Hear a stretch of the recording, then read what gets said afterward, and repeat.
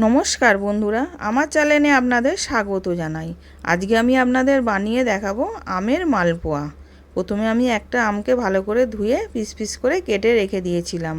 এবার মিক্সির বাটির মধ্যে দিয়ে পেস্ট করে রেখে দেব। এবার আমি 1 কাপ ময়দা নিলাম, হাফ কাপ সুজি নিলাম,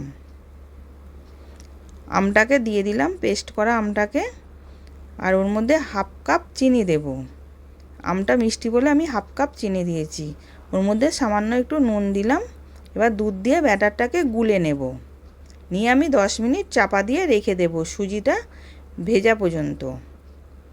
এবার 10 মিনিট পর আমি দেখাচ্ছি। ওর মধ্যে বেকিং সোডা দিলাম হাফ চামচ, দিয়ে ওটাকেও ভালো করে মিশিয়ে নিলাম।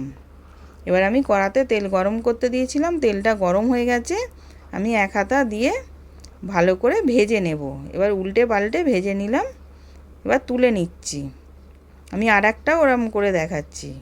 এবার উল্টে পাল্টে ভেজে আমি তুলে নিচ্ছি। এবার সব মালপোয়াগুলো রেডি হয়ে গেছে। আমের মালপোয়া রেডি। আশা করছি ভিডিওটা ভালো লেগেছে। আমি হাজির হব আর এক নতুন রেসিপির সাথে।